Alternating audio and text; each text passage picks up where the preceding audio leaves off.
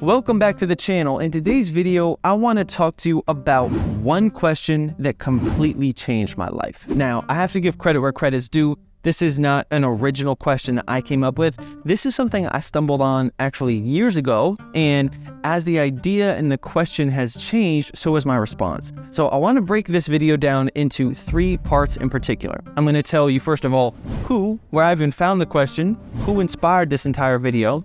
2, I'm going to tell you obviously what the question is, which you probably already know, but I'm going to break down what it is and why, especially the certain angle for this question, why that's important.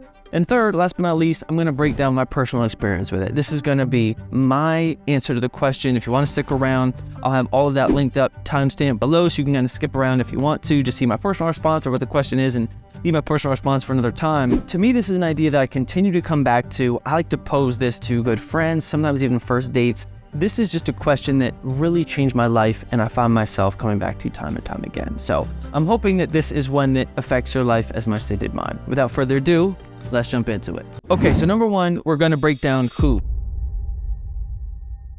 who inspired this question in the first place. So for me, I've brushed up against this now time and time again over the last few years, but I'd say probably in 2018, maybe 2017, somewhere in there. I read the book Solve for Happy by Mo Godot, I think his name is. I'm just going to call him Mo. Mo was a big deal, big shot guy, really crushing things. And then Mo's son actually died during a pretty routine medical procedure. So it was out of the blue, no expectations. It wasn't like a slow death. They could prepare for it. In working through his own grief, he started to think about this as an engineer, which is why the book is called Solve for Happy.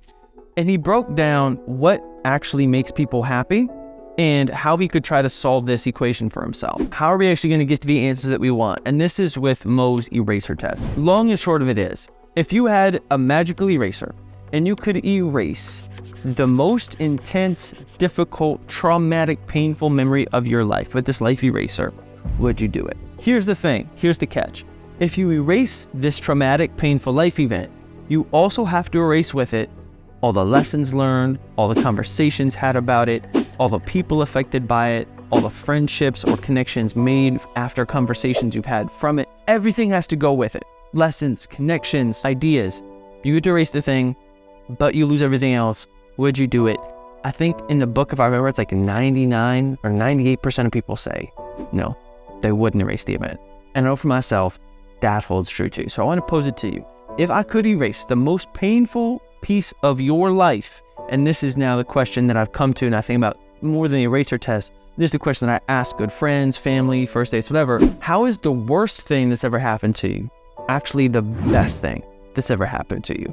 And I know that sounds trite, but if you really take the time, your brain is a fascinating thing, and if you run through this, you'll actually discover some really powerful answers. So for me, now we're going to break into what this actually looks like applied to real life.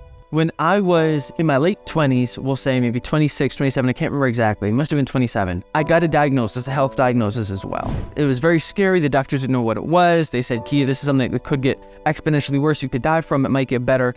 It was inconclusive. I got all these fancy tests done, the doctors didn't really know what it was, but it was enough of a kick in the ass that inspired my digital nomad journey. I sold everything that wasn't bolted to the floor of my apartment. I bought a one-way ticket to Thailand, and I said, I'm going to figure out how to run an online business. I've been wanting to travel the world. Get me out of Philadelphia, get me out of the States. Let's go do this thing. I'll figure it out. I left with about $1,000 in my bank account, went to Thailand, and went to figure it out. Without this diagnosis, I'm not sure if I ever would have had the guts to do it. I might have been high on one too many Gary Vee videos, reading the 4-Hour Work Week, and I took the leap. And it was mainly inspired because of this diagnosis. Now, since then, the diagnosis hasn't gotten better. In fact, it fluctuates. Sometimes it's a little better and sometimes it's a little worse. It's a weird genetic blood thing. I think this sickness for me is also my greatest superpower because I've almost died from it now twice. One time that I almost died from it, I did a video on that that's also on the channel. The last time I almost died from this was last year.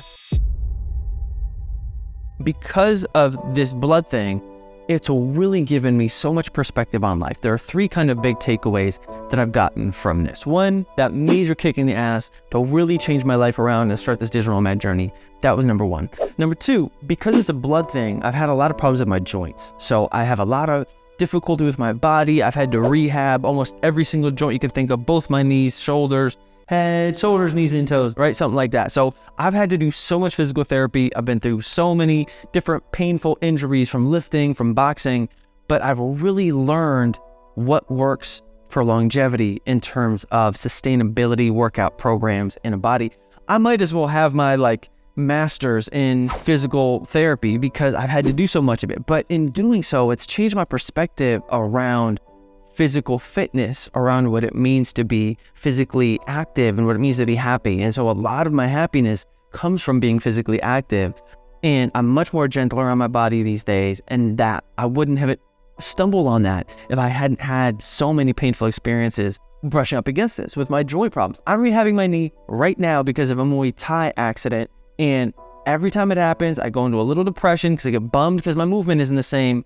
And then I become so grateful because I say, wow, what a pleasure it is to be able to move around pain-free most of the time. So that's number 2. The third and biggest takeaway from almost dying, from this blood thing, from the worst things that ever happened to me, this sickness, to me is I feel a real immediacy to life. So this kind of ties into number 1 a little bit, but this is more like a day-to-day thing. Summed up better on some stoicism shit, this is memento mori. You can die at any time. Remember, death isn't that far away. He's always just over there in the corner, hanging out, waiting for his moment. And because I've almost died, because death is always kind of right there, ever present for me, it really helps me, I think personally, appreciate life more. It helps me appreciate my friendships, my connections, romantic experiences, my family, my day-to-day. It's very easy for me to take things for granted, for me to take day-to-day life things for granted, interactions, beautiful little moments, family, friends. And so as someone who is constantly moving, wanting to create, wanting to do things, this is really the big lever in my life that I'm able to pull. Helps me slow things down, take it day by day, enjoy a nice sunset, enjoy a meal with a friend, enjoy a nice smoothie or whatever it is, and say, Kia, chill the F out. This is really what life's about. It can go at any moment. And I don't think I would have that same perspective if I hadn't almost died, and if this weren't constantly kind of in the back of my mind reminding me that it's always kind of there and watching. And so for me, if I had to get rid of this and I could have a perfect physically fit body and blood, whatever, I don't think I'd do it, y'all, because life is short as is. And I think that I would have lived a very different life, probably a much more risk-free life if I hadn't had this. And there's something about having a kick in the ass, someone kind of holding the candle, underneath you to say, hey man, let's get moving, let's get things going.